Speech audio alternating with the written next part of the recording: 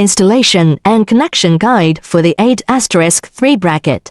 Take out all the tools that come with the installation bracket. When dealing with this relatively complex style, we can separate the profile bracket into the upper half for mounting the equipment, and install the lower half of the bracket separately before combining them. First, measure the length of each aluminum profile, and categorize them according to their lengths. Arrange the upper and lower sections of the profile frame properly, and note that if the bracket is too long, it will be cut into several sections for delivery.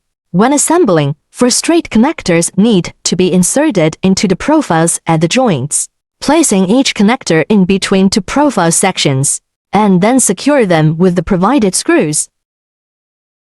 It is also important to note that the holes drilled in aluminum profiles of the same length are different, and their placement positions are also different. For example, in the bracket shown in the video, there are 8 rods of the same length, but only 2 of them have 3 additional holes drilled on the sides, which are the connection points for the upper and lower sections of the bracket. These should be placed on both sides. Take out the M8 screws, and insert the M8 screws into the large holes, then use a screwdriver to secure them, making sure to fix screws on each side of the bracket. Take out the corner brackets, and use 2 M8 T-bolts and 2 flange nuts to secure them on the inner side of the bracket. Ensure that each right angle connection is properly secured with the corner brackets.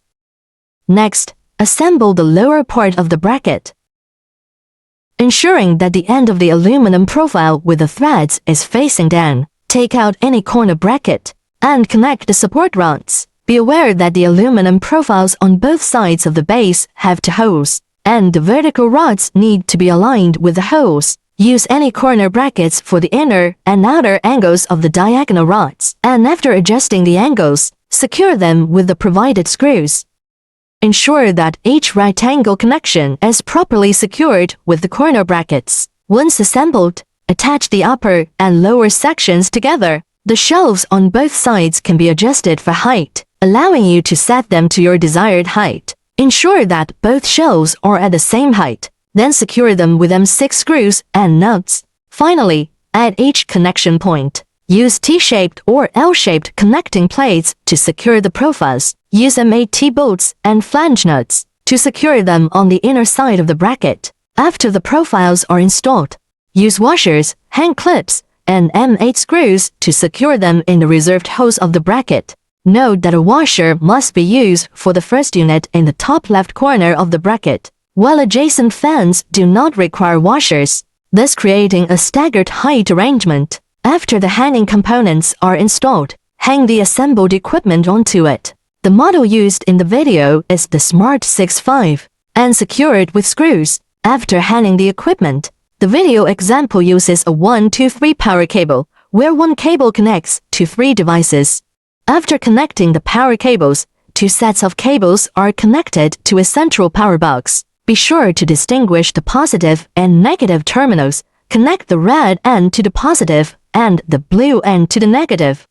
After connecting the 4 central power supplies, take the smart box and connect one end of a fiber optic cable to the smart box output port. Then connect the other end of the fiber optic cable to the input port of the first device in the lower left corner. Take another fiber optic cable and insert it into the output port of the first device in the lower left corner, connecting it to the input port of the next device. Connect the devices in an S shape, paying attention to the input and output port connections. Connect the last end of the fiber optic cable back to the smart box's input port to create a closed loop. Conceal the cables within the aluminum profile grooves, and secure them with zip ties to prevent the fan from hitting the cables during rotation. After hanging the equipment, it is essential to check the distance between each machine, as well as whether the fan blades at the intersection of the 4 machines will collide.